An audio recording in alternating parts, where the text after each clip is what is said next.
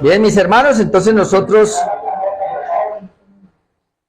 con la ayuda de nuestro Dios, hermanos, vamos a comenzar una nueva serie de estudios bíblicos. Me gusta más así, estudio bíblico. Estudiar la palabra de Dios, hermano. Como dice Isaías, línea sobre línea, precepto sobre precepto, renglón tras renglón, un poquito aquí, otro poquito allá. Comenzamos, hermanos, entonces a mirar la epístola del apóstol, bueno, el apóstol no, de Santiago. De Santiago. Ahora vamos a mirar por qué no le digo apóstol. Entonces comenzamos, hermanos, con el primer mensaje y vamos a mirar una especie de introducción hoy. Y la introducción la vamos a hacer del capítulo 1, versículo 1. Aquí, no sé, nos vamos a quedar, hermanos, no sé, por ahí unos 7 mensajes, yo creo. Salen del capítulo 1. Son 5 capítulos de la carta, pero no sé cuánto nos demoremos. Igual no hay prisa. Y si el Señor viene, pues bueno, nos encuentra ahí, por lo menos estudiamos la introducción hoy. Vamos a mirarla. Santiago 1:1. Santiago, siervo de Dios y del Señor Jesucristo, a las 12 tribus que están en la dispersión, salud. Traigo 2 versiones más para tener un entendimiento. Por lo menos la Biblia textual se lee ese versículo así. Jacobo, ¿ve? Ya cambió. A Santiago, la Biblia textual dice Jacobo, un siervo de Dios y del Señor Jesús, el Mesías. Cambió. Aquí le dice el Mesías. A las 12 tribus que están en la dispersión, salud. Y la nueva versión internacional del mismo verso dice, Santiago, siervo de Dios y del Señor Jesucristo, a las 12 tribus que se hallan dispersas por el mundo. Saludos. Cambió. La versión internacional dice 12 tribus que se hallan dispersas por el mundo. Allá dice dispersión. Entonces ya entendemos un poco más. Y allá dice salud. Aquí dice saludos. Entonces ya entendemos. En esta parte introductoria, mis hermanos, hoy vamos a ver 4 puntos. Vamos a mirar el autor de la epístola. Vamos a mirar cómo se considera el autor de la epístola. Vamos a considerar los destinatarios de la epístola y otros aspectos de la epístola. Está viendo que yo estoy diciendo epístola, no le estoy diciendo carta. Bueno, en todo lo que yo pude investigar, dicen que hay una diferencia entre epístola y carta. Bueno, para mí es lo mismo, pero ellos dicen que no. Dicen que una carta es cuando se escribe específicamente a una iglesia o cuando se escribe específicamente a una persona, diga las cartas de Pablo por lo general, o en este caso las cartas de Pablo que le hace a Timoteo, a Tito, a Filemón. Pero que esta entraría en lo que se conoce como las epístolas o las cartas generales, es que más que todo es una epístola porque es para... No lleva específicamente una iglesia ni una persona, sino que es general. Entonces, ahí tenemos la de Pedro, la de Juan, y está la de Santiago, la de Hebreos, que pues, se dice así. Entonces, bueno, llamémosla epístola entonces, para no ponerle carta. Entonces, vamos con el primero, es el autor de la epístola.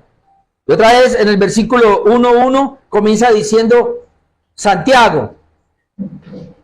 El autor entonces de la epístola se identifica como Santiago o como Jacobo, que es el mismo nombre. Y en la vida, hermanos, de la iglesia encontramos mínimo a 4 personas con ese nombre. Entonces, de hecho, vamos a ver más adelante que esta carta fue una de las más difíciles de ser aceptadas en el canon por la iglesia.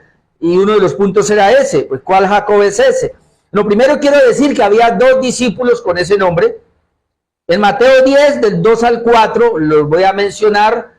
Dice Mateo 10, 2, 4. Los nombres de los 12 apóstoles son estos. Primero, Simón. Luego dice, llamado Pedro. Luego está Andrés, que es el hermano de Simón. Luego está Jacobo, ahí está el primero, Santiago, hijo de Zebedeo, y Juan su hermano. Ahí ya van 4. Luego dice Felipe, Bartolomé, Tomás, Mateo el publicano. Y luego dice Jacobo, hijo de Alfeo. Entonces, ahí vemos nosotros que está el otro Jacobo. Jacobo, hijo de Zebedeo, y Jacobo, hijo de Alfeo. El Jacobo, hijo de Zebedeo, se conoció y tenemos un argumento de él. De hecho, vamos a ver más adelante su martirio. pero Jacobo, hijo de Alfeo, no se sabe de él más. Así que hay que descartarlo. Entonces nos quedamos con Jacob, el de arriba, si de pronto fue él. Pero hay otro Jacob en la Biblia que se le conoce como el joven. En Marcos 15:40 dice, también había algunas mujeres, la resurrección de Cristo, mirando de lejos, entre las cuales estaban María Magdalena, María la madre de Jacobo el menor, y de José y Salomé. Entonces ahí vemos que hay una mujer que se llama María, pero no es la madre de Jesús, sino la madre de Jacobo el menor. Entonces, hay otro Jacobo ahí, pero no se sabe más de él. Así que lo descartamos también. Entonces, hasta ahora tenemos Jacobo, el hermano de Juan. Vamos a ver. Ahí hay otro que se le conoce como Jacobo, el hermano del Señor, o el medio hermano del Señor. Vamos a mirar Mateo capítulo 13, verso 54, y ahí está. Mire, Mateo 13, 54, voy a leer hasta el 56, dice, y venido a su tierra, es decir, Jesús vino a su tierra que es Nazaret, y venido a su tierra, les enseñaba en la sinagoga de ellos de tal manera que se maravillaban y decían, ¿de dónde tiene esta sabiduría y estos milagros? Eso decían los de su tierra. No es note lo que ellos dicen, el hijo del carpintero. José era muy conocido. No es el hijo del carpintero. Ahora, ¿no se llama su madre María? Y sus hermanos, para un católico que dice que no tuvo más hermanos. Miren lo que está diciendo, está hablando del contexto familiar. No es el hijo del carpintero, o sea, de José. No se llama su madre María. Y sus hermanos, Jacobo. O sea que Jacobo era el mayor. Los hermanos de Jesús, Jacobo, José, Simón y Judas. Ahí vemos 4 hermanos de Jesús. Pero me da la atención que está Jacobo y está Judas. O sea, ahí menciona 4 hermanos de Jesús, pero hay que poner cuidado a Jacobo y Judas. Porque este Judas es el autor precisamente de la carta de Judas, o la epístola de Judas. Luego dice, ¿no están todas sus hermanas con nosotros? O sea que también tuvo hermanas. ¿De dónde pues tiene estas cosas? Bueno, ya le mencioné los 4 nombres. Hay quienes hablan de otro nombre por ahí, pero pues no. La verdad, usan un texto y no lo vi claro, por eso no lo trae, que son 5, pero bueno, yo traigo estos 4. Entonces, en Hechos 1.13 lo voy a leer también. Vamos a ver quiénes aparecen. Hechos 1.13 es bien interesante, porque en Hechos 1.13 es la resurrección de Jesús y los que están en el aposento alto ya hacen parte de un grupo de creyentes, que eran 120. Es decir, los que el Señor dejó, los discípulos que Él dejó, la iglesia que Él dejó, fueron 120 y están en el aposento alto. Ahora, ¿quiénes estaban allá? Hechos 1.13 dice, y entrados, subieron al aposento alto donde moraban Pedro y Jacobo. Juan, entendemos que este Jacobo es el discípulo. Juan, Andrés, Felipe, Tomás, Bartolomé, Mateo, Jacobo, hijo de Alfeo. También está ahí. Simón el celote, ahora note. Y Judas, hermano de Jacobo. Ahí moraba ¿quién? Judas. Y dice que ese Judas era hermano de Jacobo. Entonces, si él dice hermano de Jacobo, era porque ya era mencionado, Jacobo ya se conocía, pero habla de Judas, hermano de Jacobo. Ahí usted ve en esa lista a 3. Entonces, descartamos a Jacobo el hijo de Zebedeo, descartamos a Jacobo el joven porque no sabemos más de él, descartamos a Jacobo el hijo de Zebedeo, de Alfeo, perdón, porque a partir de aquí no le va a aparecer. Nos quedaría Jacobo, hermano de Juan. Juan aquí es el que escribió el Apocalipsis, las cartas de Juan. Y nos queda Jacobo, el hermano del Señor. Entonces, el dato curioso aquí, hermanos, que tenemos es que los hermanos de Jesús no llegaron a creer en Él solo hasta después de la resurrección. Es decir, este Jacob, hermano del Señor, este Judas, que era hermano de Jacob, que los dos eran hermanos del Señor, ellos no creyeron en Jesús. ¿Cómo lo sabemos? En Juan 7, voy a leer desde el 1 hasta el 5. Hoy tengo muchos pasajes para poder llegar a estos argumentos. En Juan 7, del 1 al 5, yo leo así. Después de estas cosas, andaba Jesús en Galilea, pues no quería andar en Judea, porque los judíos procuraban matarle. Estaba cerca la fiesta de los judíos, la de los tabernáculos. Note, y le dijeron sus hermanos, los hermanos de Jesús, sal de aquí y vete a Judea, para que también tus discípulos vean las obras que hacen. Note que lo están echando, váyase de esta tierra. Y luego el 4, porque ninguno que procuraba darse a conocer hace algo en secreto. Le están diciendo los hermanos del Señor, si estas cosas haces, manifiéstate al mundo, es decir, no moleste por acá. Pero ¿cuál es la razón que dan? Versículo 5, porque ni aún sus hermanos creían en él. Es decir, todo el ministerio de Jesucristo, los que están conmigo en la escuela de predicadores, tanto el de preparación, de popularidad, como el de pasión o su último año de pasión, no creían. Es decir, cuando Cristo muere, los hermanos de Jesús no creyeron. Ellos llegaron a creer solamente después de la resurrección. Nota lo que dice Hechos 1:13. Creo que ya lo había leído. Ah, sí. Sí. En Hechos 1:13 vemos a Judas, el hermano de Jacob, es decir, estaba Jacob también. Pero Judas 1:1 dice: Judas, siervo de Jesucristo y hermano de Jacob. Así que este Judas aquí identifica como el hermano de Jacob. Ahora, ¿por qué él tiene que mencionar? Porque parece ser que Judas no era tan popular, y él, para identificarse y para identificarlo, ¿quién es ese Judas? Porque obviamente, para que no sea el traidor, eso es interesante porque él tiene que identificar, siempre que habla de Judas, dice Judas, el hermano de Jacob, porque a Jacob lo conocían ahí en la iglesia, es lo que uno puede dar a entender. Pero cuando dice Judas, el hermano de Jacob, obviamente era para identificarlo de Judas, un Judas Tadeo que había ahí, pero Judas, el traidor, obviamente.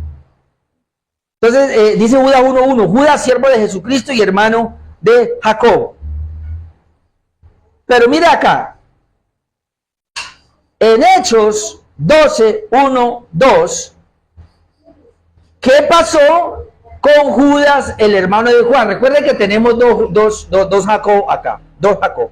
Jacob, el hermano del Señor, que es hermano de Judas, como lo estamos viendo, y tenemos a Jacobo, el hermano de Juan, quien escribe las cartas y escribe Apocalipsis. ¿Qué pasó con este Judas? Hechos 12:1-2. Recuerden la persecución que hay, y entonces dice: en aquel mismo tiempo el rey Herodes echó mano a algunos de la iglesia para maltratarles. Ahora noten lo que dice: y mató a espada a Jacob, hermano de Juan. Ahí se le acabó el ministerio. Así que Jacob, el hermano de Juan, murió aquí, decapitado por Herodes. Y aunque algunos dicen que él antes de morir escribió, hermanos, es muy dudoso. Es muy dudoso porque la muerte fue muy temprana. Ellos no alcanzaron todavía a escribir. Ahora saltemos al 16, porque yo quiero que mires. En el 2 dice: y mató a espada a Jacob, hermano de Juan. Ahora dice el texto, y no voy a leer eso, pero dice que como él le agradó al pueblo eso, dice que procuró y cogió a Pedro y lo metió a la cárcel, ¿sí o no? También lo iba a matar. Eso ya lo habíamos visto en la epístola, perdón, en el libro de los Hechos. Pero pasemos al 16. Mas Pedro, es decir, Pedro, un ángel lo liberó y salió. Y entonces dice acá: mas Pedro persistía en llamar a la casa que estaban orando por él, y él fue libre ya por un ángel. Luego él salió y dice: y cuando abrieron y le vieron, se quedaron atónitos. 17, pero él, haciéndoles con la mano señal de que callasen, les contó cómo el Señor le había sacado de la cárcel, y dijo, note lo que dijo: haced saber esto a Jacobo y a los hermanos, y salió y se fue a otro lugar. Haced saber esto ¿a quién? A Jacobo. No puede ser a Jacobo el apóstol, porque él había muerto. Entonces, haced saber esto a Jacobo, está hablando de el hermano del Señor. Era el único que quedaba. Y lo otro que resaltamos es que cuando dice hacer saber esto a Jacobo y a los hermanos, es que Jacobo, por nombrarlo, él ya tiene una importancia en Jerusalén. Él ya es un líder importante. Ya es una columna allá en la iglesia. ¿Por qué sabemos esto? Porque Hechos capítulo 15, versículo 12 al 13. Es decir, hermanos, otra vez, 4 Jacobo, 4.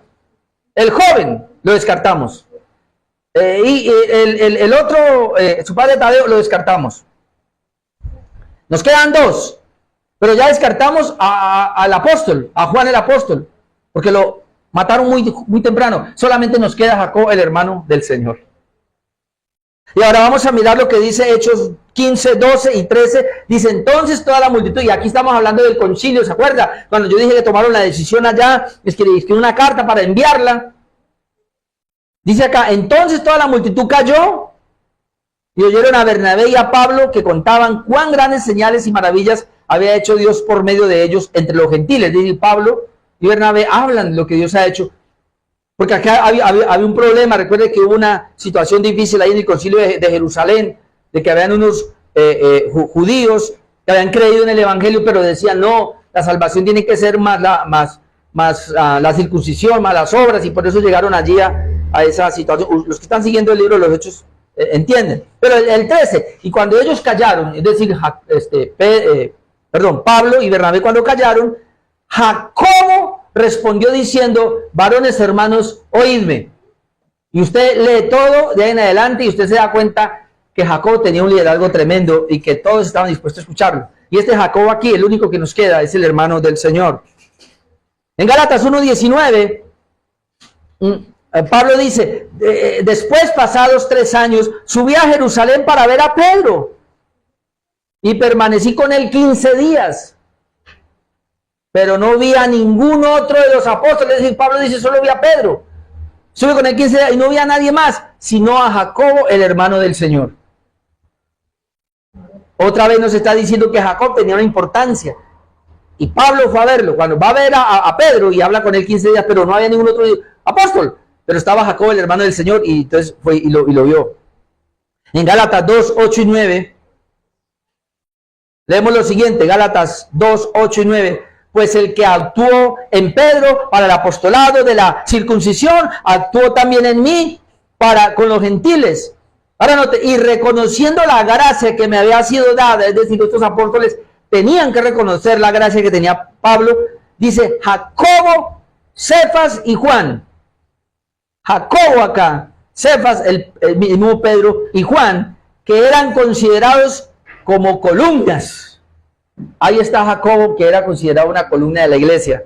Nos dieron a mí y a Bernabé la diestra en señal de compañerismo para que nosotros fuésemos a los gentiles y ellos a la circuncisión. Es decir, aquí Pablo otra vez está metiendo en la lista de gente importante, columna de la iglesia de Jerusalén, a Jacobo, el hermano del Señor.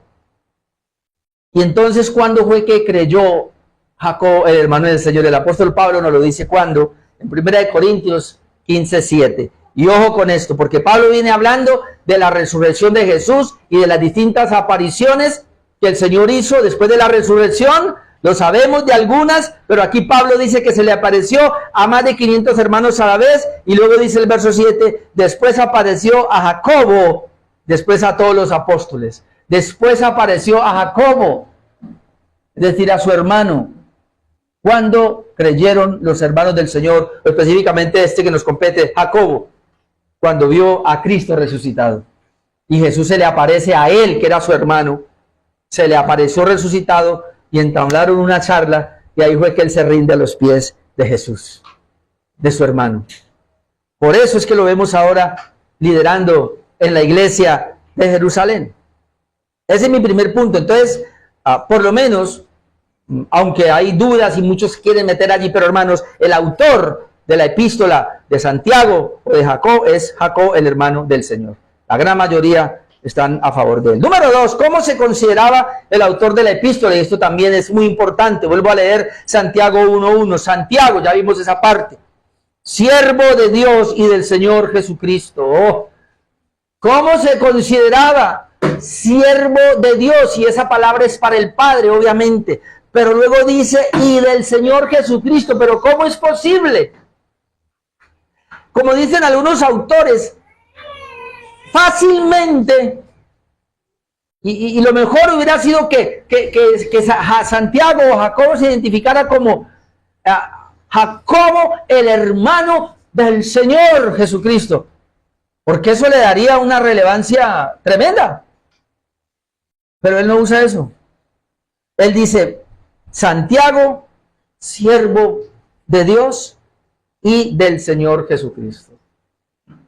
Es decir, esta sola palabra nos indica que Jacob había creído en su hermano como el Hijo de Dios, como el Mesías.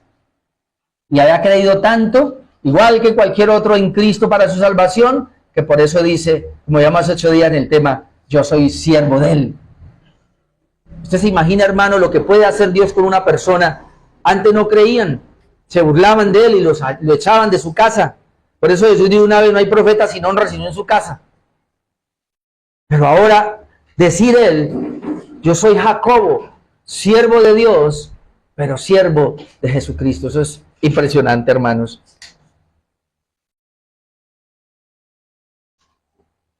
Esta consideración entonces nos recuerda las palabras de Jesús con respecto a Él. Recuerdo, lo hemos visto también hace 8 días, Mateo 20, 27 al 28, dice, el que quiera ser el primero entre vosotros será vuestro siervo. Como el Hijo del Hombre no vino para ser servido, sino para servir y para dar su vida en rescate por muchos. Entonces ahí está Jacobo o Santiago diciendo, si mi Jesucristo no vino para que lo sirvieran, sino a servir, yo ahora soy entonces siervo o esclavo del Señor Jesucristo. Y esa palabra es dulos, ¿no? Que no es un esclavo a la fuerza, sino un esclavo que voluntariamente se ofrece. Entonces yo decido voluntariamente, libremente, ser siervo de Jesucristo. Y eso lo hizo Santiago. De Santiago, como ya lo dije, pudo haber dicho que era el hermano del Señor, no lo hizo. Santiago es un esclavo, no por necesidad ni por fuerza, sino por elección. Él lo decidió. Él reconoce a Jesús como el Señor de su vida. Es decir, decide obedecerle. En Romanos 6, 16 al 18, está una de las razones por las cuales él dijo que es el siervo. ¿No sabéis que si os sometéis a alguien como esclavo, o valga la palabra siervo, para obedecerle, sois esclavo de aquel a quien obedecéis, sea el pecado para muerte o sea la obediencia para justicia? Pero gracias a Dios que aunque erais esclavos del pecado, habéis obedecido de corazón a aquella forma de doctrina a la cual fuisteis entregados, note acá, y libertados del pecado vinisteis a ser siervos de la justicia. ¿Qué es lo que llama hace 8 días? Libertados de los cielos, vinisteis a ser siervos de Dios. Libertados del pecado, vinisteis a ser siervos de la justicia. Así que Santiago tiene eso en mente y dice, yo fui libre del pecado por medio de mi Señor Jesucristo. Ahora yo me ofrezco como siervo de la justicia, siervo de Cristo. Aquí el pastor y escritor Edis Carballosa nos dice lo siguiente. El vocablo doulos aquí usado contrastaba con el concepto griego de la libertad. Todo aquel que esté en la condición de doulos, es decir, siervo o esclavo, pero voluntariamente, ha puesto a un lado su propia autonomía y se ha sometido a la voluntad de otro. Luego sigue diciendo, en el sentido de ser siervo de Dios, Santiago se coloca entre aquellos hombres que a lo largo de los siglos se han sometido a la voluntad de Jehová, como Abraham, Moisés, David, entre otros. Así que esto es impresionante porque quiere decir que Santiago, hermanos, al someterse al Señor como esclavo, como siervo, porque había reconocido en Jesús al Mesías. El teólogo inglés Leslie Mitton, autor de varios comentarios bíblicos, ha comentado lo siguiente en relación al Señor y Jesucristo. Él dijo lo siguiente, las dos palabras Señor y Cristo, porque él dice que es esclavo de Jesucristo, del Señor Jesucristo, dice. Entonces las dos palabras Señor y Cristo llegaron a expresar en combinación la manera en que la iglesia primitiva confesaba su fe. Estas, más que ningunas, es decir, la iglesia primitiva, estas dos palabras, perdón, servían para reunir en una simple frase lo que Jesús había venido a significar en sus vidas. Esa fue la manera en que Pedro expresó su fe el día de Pentecostés. ¿Qué dijo Pedro el día de Pentecostés? Hechos 2:36. Sepa pues ciertísimamente toda la casa de Israel que a este Jesús, a quien vosotros crucificasteis, Dios le ha hecho Señor y Cristo. Es decir, la iglesia, y según lo que dice Carballosa aquí, y según este pasaje, porque dice que al oír esto se compungieron de corazón y dijeron a Pedro, y a los apóstoles: varones hermanos, ¿qué haremos? Es decir, cuando Pedro le dice a esta gente, a estos judíos: ese Cristo al que ustedes mataron, o ese Cristo que murió en la cruz, Dios lo ha hecho Señor y Cristo. Esas simples palabras hacían que la gente, un judío verdadero que creía en el antiguo pacto, encontraban entonces en Jesús el cumplimiento de que el Señor está diciendo que es Dios, pero Cristo o Jesucristo está diciendo que Él es el Mesías prometido por Dios, de tal manera que ese Cristo que murió en la cruz es el mismo Dios, pero es el enviado de Dios. En otras palabras, es el Salvador de Israel al cual ellos esperaban. Así que, y por eso Santiago dice: Santiago, siervo de Dios y del Señor Jesucristo. Dice la palabra Señor Jesucristo. Y lo que dice Garballosa es eso. La iglesia usó esas dos frases, Señor Jesucristo, como un auténtico cristiano o seguidor de Cristo en el siglo I.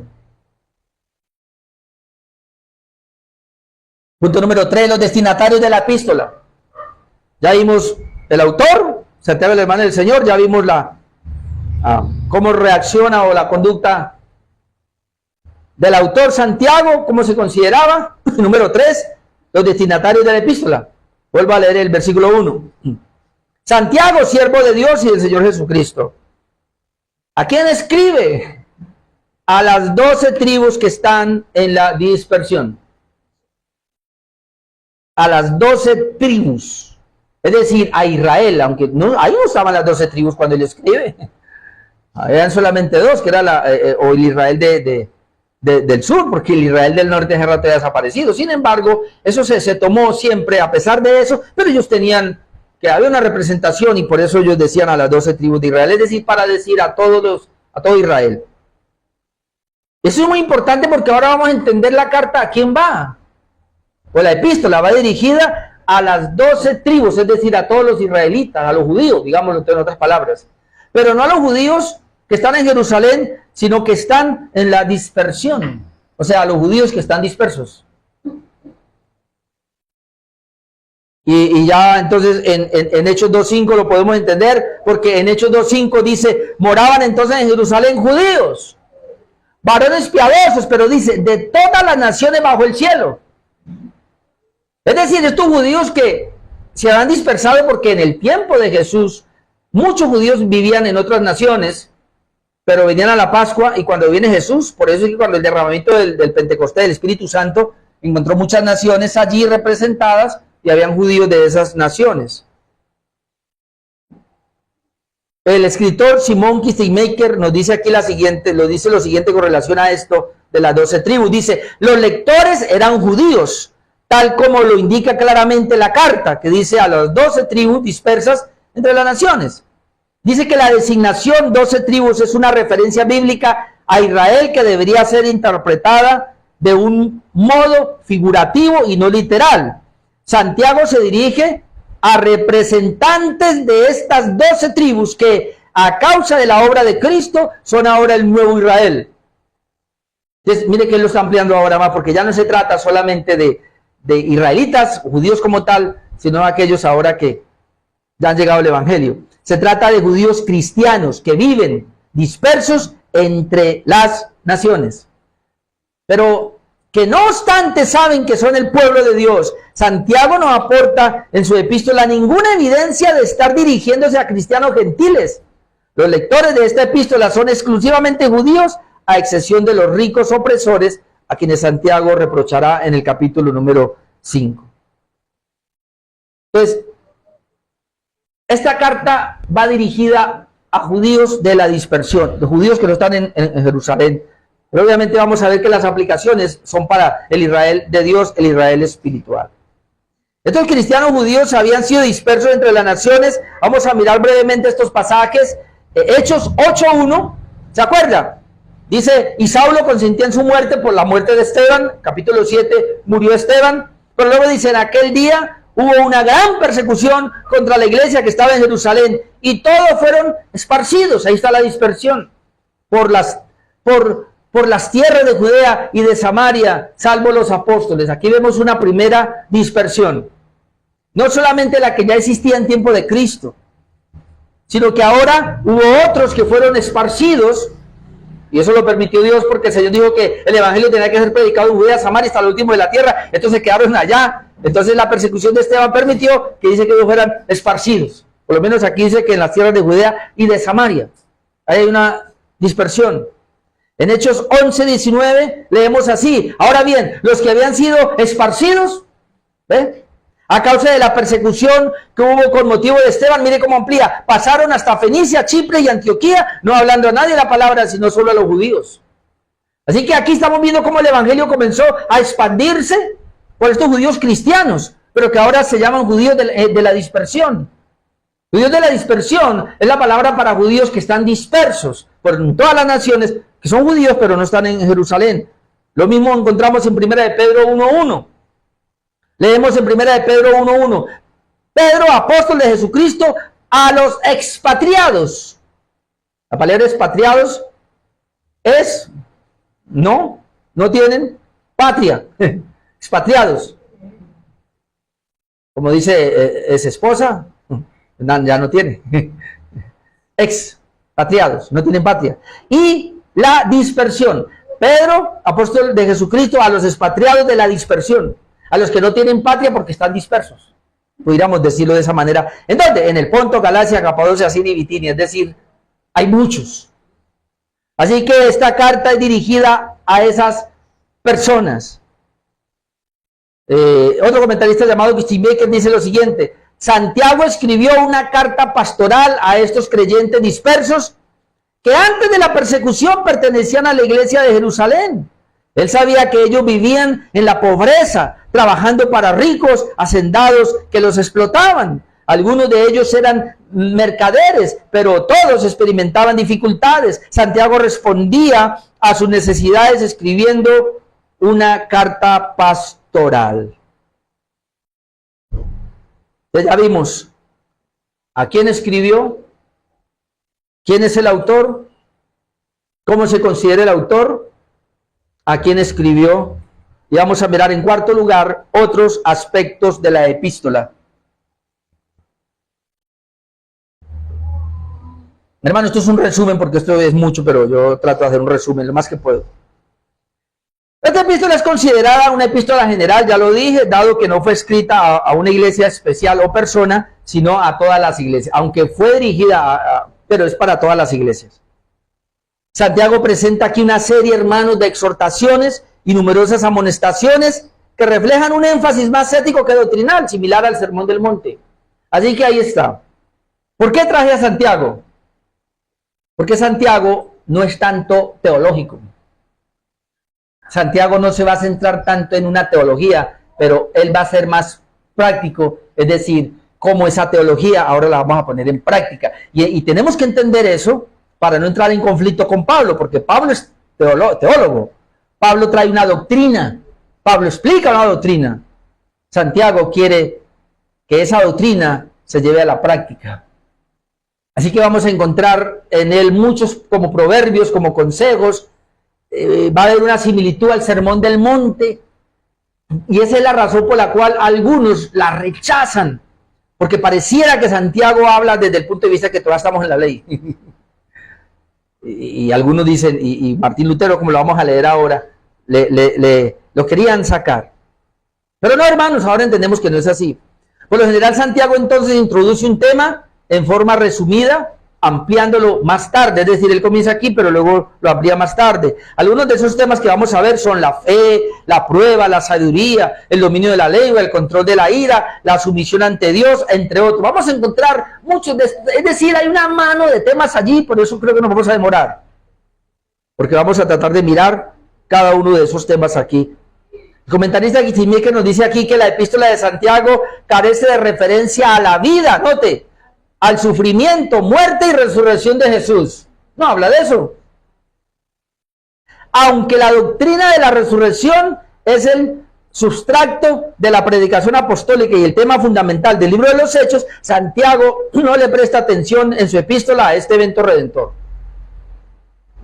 Él está interesado en proclamar el evangelio de Cristo, no tanto en términos de su persona, como en términos de la aplicación práctica y ética de sus enseñanzas. Así que es un complemento, hermanos. No vamos a encontrarnos aquí con temas como Gálatas, como en Romanos, que lo hemos estudiado. Vamos a encontrar más que todo pensando en una vida práctica o ética. Ahí es que nos va a llevar. Santiago solo hace dos referencias a Jesús. En 1:1, que ya lo vimos, y en 2:1. Mire lo que dice: Santiago, siervo de Dios y del Señor Jesucristo. Y en 2:1 dice: hermanos míos, que vuestra fe en nuestro glorioso Señor Jesucristo. Y no habla más de Cristo, solo aparecen esas dos. Pero hay 11 referencias de una manera indirecta a Jesús, usando la palabra Señor. Aunque algunas veces es para Dios, pero la gran mayoría es refiriéndose a Jesucristo, que lo menciona como Señor. Santiago escribió su epístola, hermanos, después de haber accedido a la dirección de la iglesia en Jerusalén. Se cree que fue en el año 44, llegó a ser el líder de la iglesia en Jerusalén en el año 44 después de Cristo, y antes de encontrar su muerte como mártir en el año 62. Es decir, él muere como mártir en el año 62 después de Cristo. Otra vez Kittemaker aquí nos dice: si tenemos en cuenta que nada de lo que se dice de la epístola de Santiago sugiere la controversia entre judíos y gentiles que precipitó la reunión general de los apóstoles y ancianos en Jerusalén, es decir, Hechos 15, lo más probable es que esta carta fuera redactada antes de dicha reunión conciliar. Los expertos opinan que dicho concilio se reunió en el año 49 después de Cristo. Así que si el concilio de Jerusalén fue en el año 49 después de Cristo y se cree que Pablo ya había escrito la carta de Gálatas, entonces parece ser que Santiago fue escrita antes de eso, de ese concilio, porque si no hubiera hablado del concilio y él no habla de esos temas. Ahora, no fue, hermanos, fácil que Santiago entrara en el canon. ¿Sabe qué es el canon? La aceptación de los libros inspirados por Dios por la iglesia. Tenían dudas de su inspiración, aunque la iglesia lo leía y fue de gran importancia. Aquí nos dice el pastor Evis Carballosa lo siguiente: la epístola de Santiago tuvo una lenta entrada en la circulación general de los libros canónicos y su aceptación como escritura sagrada fue un tanto tardía en comparación con la mayoría de los libros del Nuevo Testamento. Y mire lo que él dice: una posible razón de la cautela en recibir la epístola de Santiago ha sido atribuida al hecho de que el autor no se identifica como una persona con autoridad apostólica. Ese era un problema, hermanos. Hubo problema para aceptar los libros donde su autor no era un apóstol. Y como Santiago no era un apóstol, por eso la dejaron allí, pero al final la aceptaron. El comentarista aquí, William Barclay, escribió sobre el famoso veredicto de Lutero. Esto me llama la atención, pues estaban las palabras de Lutero, porque yo había tenido que él había rechazado como una epístola de paja, pero pues, bueno, sí, pero no en esos términos. Dice acá él: el Evangelio y la primera epístola de San Juan, las epístolas de San Pablo, especialmente Romanos. Esto lo escribió Lutero, ¿no? Vuelvo y lo leo. Él dice: el Evangelio y la primera epístola de Juan, las epístolas de San Pablo, especialmente Romanos, Gálatas y Efesios, y la primera epístola de Pedro, son los libros que os presentan a Cristo. Os enseñan todo lo que necesitáis saber para vuestra salvación. Luego dice: en comparación con estos, la epístola de Santiago es una epístola llena de paja, porque no contiene nada del evangélico. Eso dijo Martín Lutero.